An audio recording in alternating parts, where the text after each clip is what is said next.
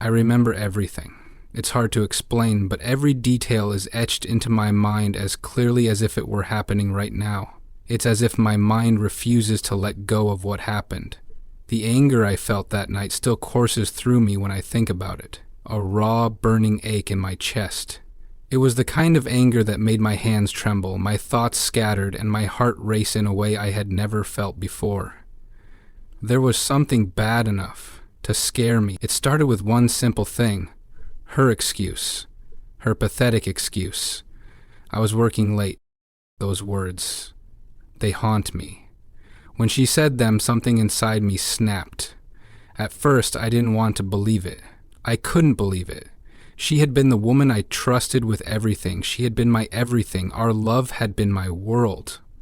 But now, it felt like that world was crumbling down around me, and there was nothing I could do to stop it. I tried to tell myself that maybe it was just a coincidence.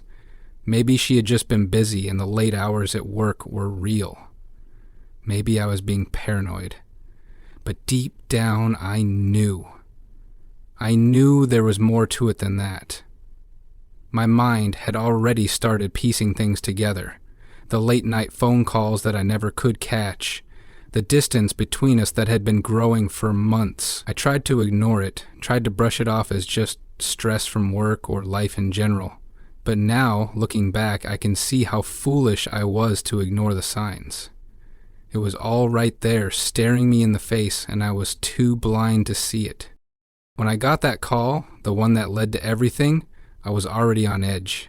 I had been trying to reach her all evening, wondering where she was, why she hadn't come home yet. It wasn't like her to be out so late without telling me, but I didn't want to jump to conclusions. When I finally heard her voice, I could sense the hesitation in her tone, the way she was almost trying too hard to sound convincing. I was working late, she said, but there was something in the way she said it, something that felt off. It wasn't just the words, it was the pause, the way her voice trembled, like she was hiding something. Maybe I should have listened to that gut feeling, but instead I asked the question I already knew the answer to. Are you telling me the truth? She hesitated again, and for the first time I felt the weight of her silence more than anything she could say. In that moment I realized I had already lost her. I could feel it in my bones. The lies were piling up and they were too big to ignore anymore. But I didn't want to accept it. I couldn't accept it. The woman I had married, the woman I thought was my soulmate, had just told me a lie so simple, so small, and yet so damn crushing. She had betrayed me in a way I couldn't even begin to process. And then the rage came. It hit me like a tidal wave, overwhelming and uncontrollable. My heart pounded, my breath caught in my throat, and I couldn't think straight. My hands gripped the steering wheel as I got into my car. I wasn't even sure where I was going, just that I had to get away. I had to run. It felt like every cell in my body was screaming, telling me that I couldn't stay in this place, not with the truth staring me in the face. I had spent so much time building this life, this marriage, this dream that we were supposed to share. And now it was all a lie. Her excuse, her pathetic words had shattered everything in an instant. I couldn't bear to sit in that silence anymore. I couldn't bear to wait for her to come home and pretend like everything was fine. I needed answers, and I wasn't sure what I was hoping for. Maybe I thought I could make sense of it. Maybe I thought if I just confronted her, I'd understand why she did it, why she chose him, why she chose to lie to me. But none of that mattered. Not anymore. I was past the point of reasoning with myself. It was no longer about love, no longer about saving something that was already gone. It was about me, about my pain, about my need to do something, anything, to make sense of it all. My emotions were so intense, so chaotic, that I didn't care where I was driving or how fast I was going. I just had to move, to outrun the suffocating feeling in my chest. The road stretched out before me, dark and unforgiving, but my mind was a million miles away. It wasn't about the road anymore. It wasn't about anything outside of me. It was all her. All the things I had ignored, all the lies I had told myself. I could feel it in every inch of my body, the overwhelming anger, the desperation, the heartbreak. Every time I tried to focus on the road, I saw her face, her smile, her laughter, the memories of the life we had shared, the promises we had made to each other, and with each passing mile it became harder and harder to hold it all together. I thought I was still in control. I thought I could outrun the pain, outrun the truth. But that night I didn't have control over anything. And I wouldn't have it again until it was far too late. I can still see it in my mind the moment everything changed. The headlights, the flash of light, and then nothing. Just a sharp, sickening pain, and the silence that followed. I thought I could fix things. I thought if I just did the right thing, showed up at her parents' house, they could help me, maybe even help us. I wasn't sure what I expected from them. Maybe I thought I'd find some answers. Maybe I thought they would reassure me or remind her of the love we shared. But deep down, I think I knew that nothing would change. I had already crossed the line into desperation, and I was too deep in my own head to see it. I had spent too much time trying to piece together something that was already broken, but at that moment the only thing that made sense was to keep fighting. I thought maybe, just maybe, I could save us if I went to them. Maybe if I showed them how much I loved her, how much I was still holding on, they'd step in and make her see that what we had was worth saving. I couldn't stop myself. I couldn't stop thinking about what she had done. I couldn't stop the images of her with him, of the lies she had fed me over the months, the small things I had dismissed as nothing, late hours at work, strange phone calls. The quietness between us now became monumental. Each one felt like a nail in a coffin, and each one was adding to this suffocating weight that was slowly dragging me under. The distance between us had been growing for months, and I had refused to acknowledge it. I thought I could fix it. I thought I could bridge the gap with love, with patience. But love alone wasn't enough. I wasn't enough. And in that moment, with her words echoing in my mind, I knew that I had already lost her. I had to go to her parents. Maybe they would understand. Maybe they would help me make her see the truth, make her understand that everything wasn't as simple as she was making it out to be. I didn't know how else to handle the feeling that was gnawing at me, the feeling that I was slipping away from her, that no matter how hard I tried, I was losing her, and I didn't know why. I had always tried to be the person she could rely on, the person she could trust. I had always wanted to be the one who made her happy, the one who supported her through everything. But now, all I could feel was anger and pain, so much pain. I didn't even know what I was going to say to her parents. I wasn't sure if I was going to beg them for help, ask them to talk to her, or just break down in front of them, asking them why this was happening. I didn't know how to explain the hollow feeling in my chest, the overwhelming sense that everything I thought I knew was wrong. But I had to do something. I couldn't sit still anymore. Couldn't wait for her to come home and pretend like everything was fine. I had to face it. I had to confront this reality head on, even if it was going to destroy me in the process. The drive was long. It felt like the miles stretched on forever, like I was driving through a tunnel with no end in sight. I tried to focus on the road, but my mind kept drifting back to her, to what she had done. The thought of her with him, the man who wasn't me, the man she had chosen over me, filled my thoughts like a storm. It was a constant buzz in my ears, a reminder that everything I thought I had, everything I had worked for, was slipping through my fingers like sand. The more I thought about it, the more my heart burned with resentment. How could she do this to me? How could she lie to my face? Pretend like everything was normal while she was out there with him? The anger bubbled up inside me, mixing with the sadness, the disbelief. I wasn't sure what hurt more, the lies or the fact that she had chosen him, the man who had been in her life before me, the man who had been the one she had never really let go of, even after all these years. And now, in this moment of betrayal, I was the fool, the one who had been played.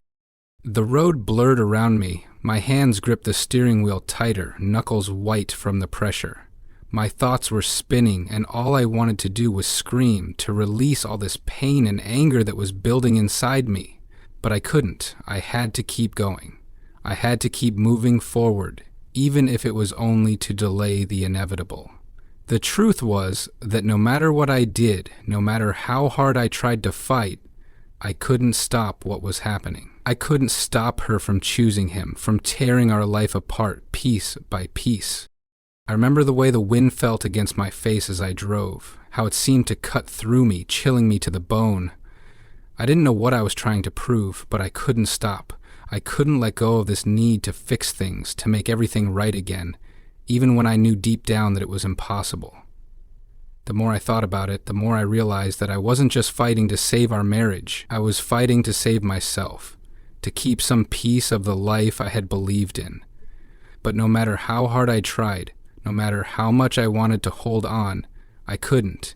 It was slipping away. I had told myself I was doing this for us, for our future, but the truth was I didn't know if there was an us anymore. I didn't know if I could ever look at her the same way again. The woman I thought I knew had betrayed me in the worst possible way, and no amount of driving, no amount of pleading with her parents could change that. By the time I reached her parents' house, the weight of everything had become unbearable. The lies, the distance, the betrayal. It was all there, pressing down on me, making it harder to breathe. I didn't know what I expected to find when I knocked on that door. Answers, maybe. Or maybe just the comfort of knowing I wasn't alone in this. But all I felt was emptiness. Everything I had once believed in, everything I had worked so hard to build, was gone. And then, the headlights. I remember them so clearly, cutting through the darkness like a knife. They came out of nowhere, so fast and so bright that for a split second, it felt like time had slowed down. It was like I could see everything at once. Everything I had been running from, everything I had been trying to escape. The road stretched in front of me, endless and unforgiving, but it didn't matter anymore. The truth was there, all at once. I had been so consumed by my own rage, by the lies and the betrayal, that I hadn't even realized what I was doing. I hadn't even realized that I was losing control. The headlights blinded me, and in that instant I knew what was about to happen. My heart stopped for a moment, my breath caught in my throat, and then everything went dark. It wasn't just a sudden flash of light, it wasn't just a momentary loss of control, it was something more, something that would change everything. The world around me seemed to collapse into a single point, and then it felt like I was being pulled into the abyss. There was a sharp, deafening sound. The screech of metal, the crunch of glass, the thud of impact. I don't remember everything that happened in that moment, but I remember the feeling. I remember how my body seemed to shift in the air, weightless for just a second, before everything came crashing back down. I don't even know how to explain it. It wasn't just the crash. It was the sudden stillness that followed, the silence that hit me like a wave. It felt like I was floating, like I had left my body behind and was now watching it from some distant place. I couldn't hear anything, couldn't feel anything except for the sharp, lingering sting of the crash. It was as if I was suspended between two worlds, the one I had been desperately trying to escape, and the one I now found myself trapped in. It was a space of nothingness, of emptiness, the kind of silence that swallows everything. I don't know how long I was there in that broken place. It could have been seconds, minutes, or hours. Time didn't exist in that moment. My thoughts were fragmented, scattered. My body ached, but I couldn't move. I couldn't do anything except lay there in the wreckage of everything that had brought me here. There was no going back. There was no fixing this. It wasn't just an accident. It was the end of something. The end of everything I thought I was holding on to. I thought I was running away from her lies, from the pain of knowing that she had betrayed me, but in reality I was running straight into the abyss. I had been chasing something that wasn't even there anymore, and now here I was lying in the wreckage of my own mistakes. It was almost poetic in a cruel, ironic way. I had tried so hard to escape her, to outrun the truth, but the truth had found me, and it hit me harder than I could have ever imagined. I had thought I was in control, that I could handle everything, but this was too much. There's a strange kind of stillness that comes after something like that. It's not like the stillness of peace, but more like the stillness of realization. The realization that I couldn't run anymore. The realization that the world I had tried to protect, the love I thought I had, was gone. It wasn't just a car crash. It wasn't just an accident. It was the end of something much bigger. Something I had tried to hold together for so long, and now it was over. Everything I had fought for was gone, and all I had left was this crushing silence. I remember the darkness, the emptiness. My body felt like it was sinking into the ground, like the weight of everything was pulling me down. The pain was still there, but it wasn't the physical pain that hurt the most. It was the emotional ache, the realization that I had done this to myself, that I had let my own rage, my own desperation lead me to this point. I had been so consumed by everything she had done to me, so blinded by my own feelings, that I had lost sight of everything else. I had thought I could control the situation. I thought I could outrun the truth, but now it had caught up to me in the worst possible way. In that moment, as I lay there, I realized something that hit me harder than the crash itself. While I was lying in that coma fighting for my life, she was out there. She was living her life, free of the consequences of her actions, while I was slipping away. I could feel the anger rising in me again, but this time it was different. It wasn't the blind rage that had sent me speeding down that road. It was something colder, something more calculated. While I was dying, she was out there with him, with that bastard.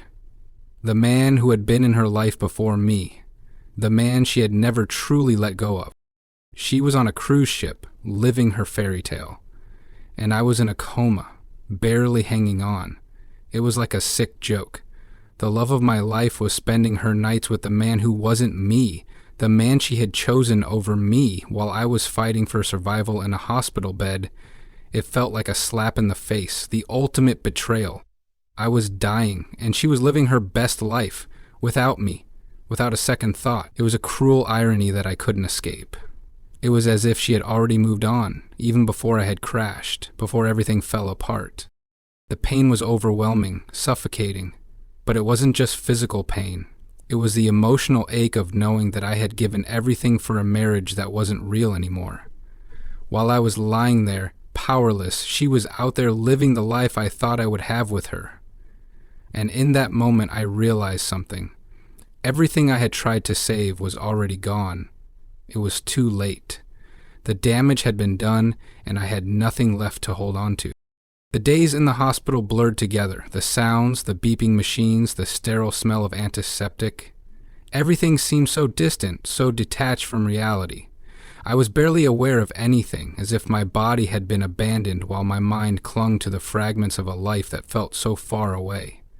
It was a strange kind of existence, floating between life and death, caught in a world where nothing mattered except for the aching emptiness that consumed me. When I woke up, it wasn't like a grand moment of clarity. It wasn't some dramatic scene of rebirth, where I opened my eyes to a world full of promise and possibility. No, it was much more muted, far quieter than I ever expected. The first thing I felt was the pain. It wasn't just the physical ache of my body recovering from the accident. It was deeper than that. It was a kind of spiritual pain, the pain of realizing that everything I had worked for, everything I had fought to hold together, was shattered beyond repair. I couldn't even remember all the details of what had happened. I couldn't remember the crash clearly, the moments that led up to it, but I could remember the aftermath, the moments of darkness and stillness, the sense of isolation that had taken hold of me even before the accident. I could remember how I had felt when I first learned of her betrayal, the way her lies had unraveled everything I had ever known. I remembered that rage. I remembered how it had consumed me, how I had let it lead me to the point where my life had been upended in a matter of seconds. And now, as I lay in that sterile bed, unable to move, unable to speak, it was like I was frozen in time. She wasn't there. Of course she wasn't. She was out living her life, living her dream, far removed from the destruction she had caused. It wasn't like I expected her to be at my side, apologizing, begging for forgiveness, or even pretending to care. No, I didn't expect anything from her anymore.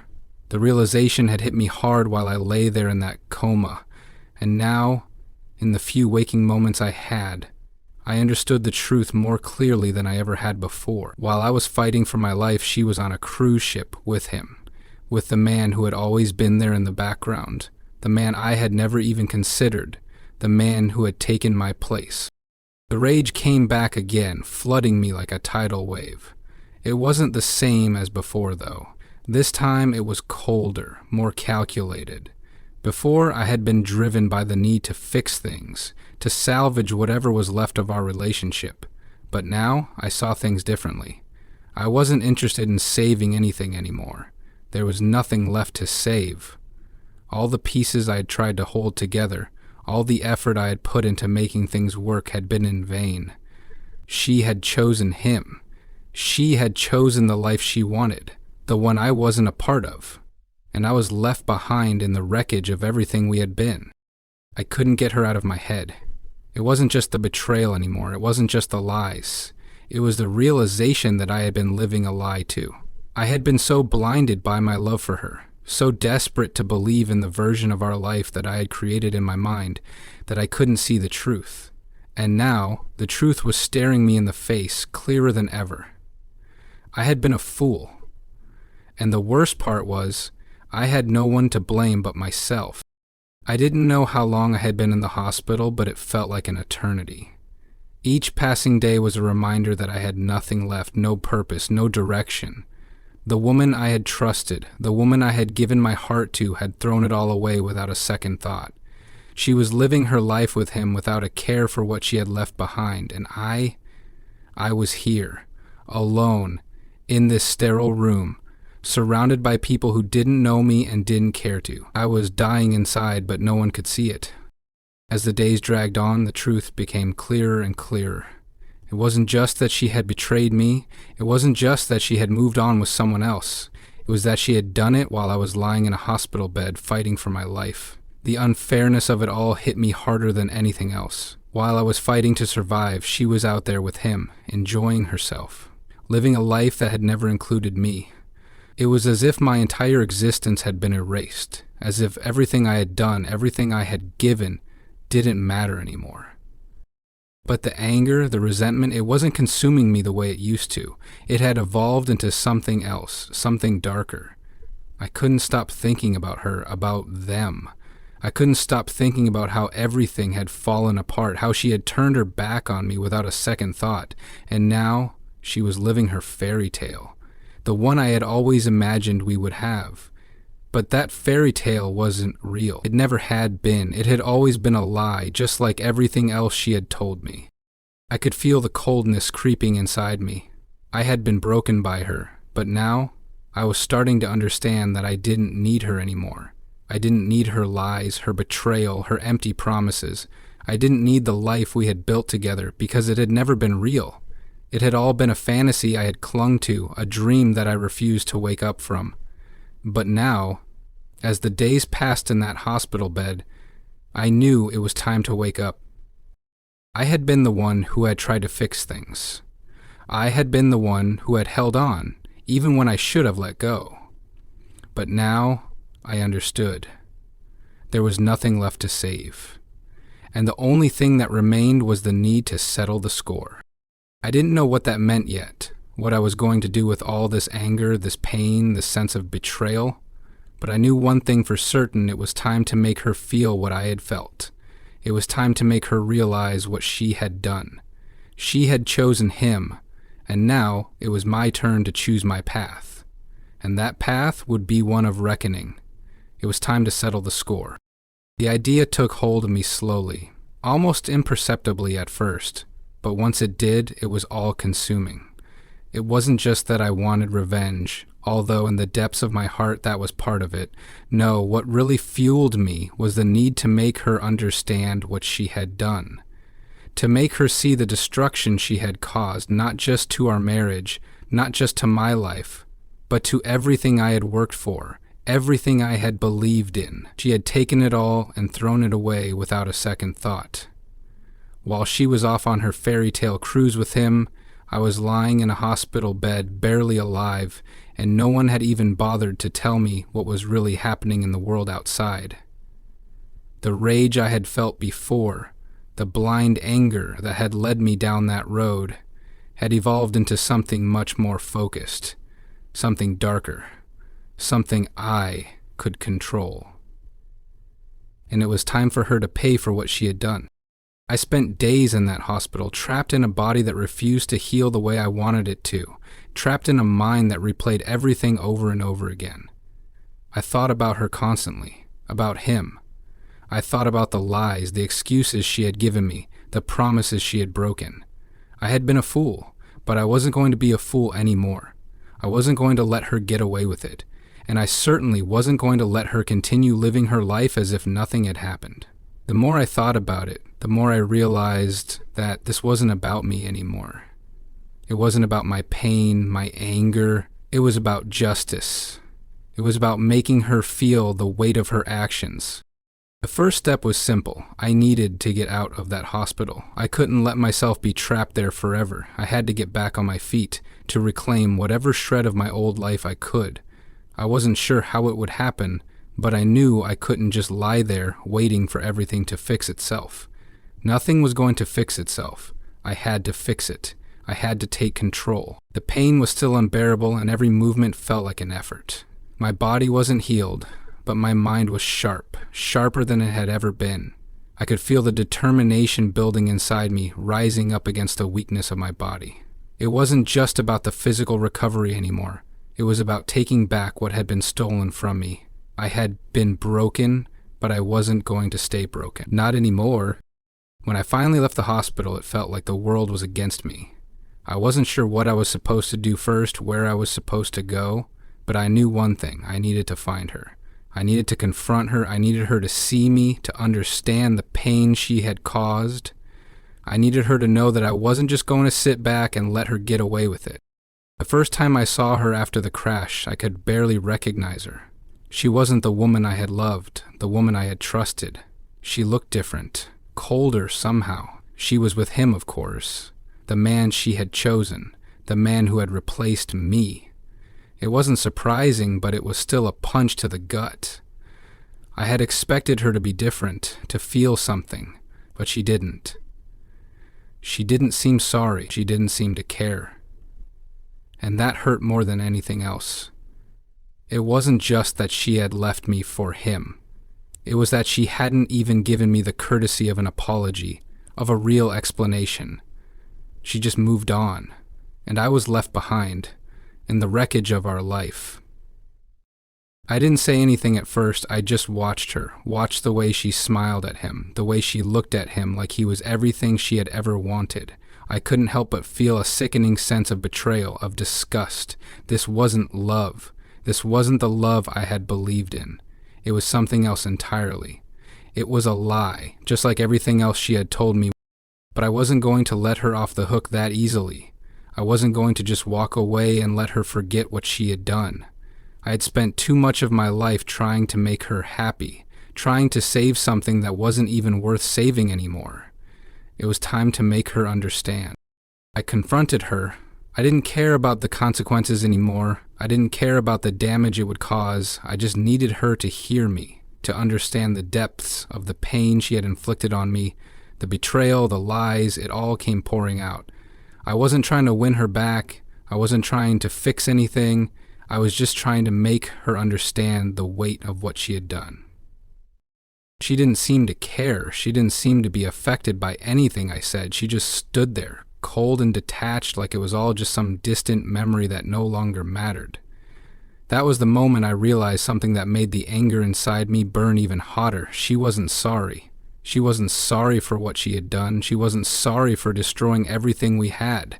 And in that moment, I knew that I couldn't let her get away with it. Not like this. I turned away from her, from the life we had shared, and I started to walk away. I wasn't going to waste any more time on her. I wasn't going to beg for her to care. I had spent too long holding on to a version of her that didn't exist anymore. The woman I had loved was gone, replaced by someone I didn't even recognize. And as much as it hurt, as much as it tore at my soul, I knew that I had to walk away. It was time to settle the score, but not in the way she expected. Not in the way she thought. It wasn't about revenge. It was about moving on. about reclaiming my life, about finding a way to be free of the wreckage she had left behind. The last time I looked at her, I saw something in her eyes, maybe guilt, maybe regret, maybe nothing at all. But whatever it was, it didn't matter anymore. I had made my decision. I had made peace with it. It was time to let go of everything that had held me back. She had made her choice, and now it was time for me to make mine. The score had already been settled.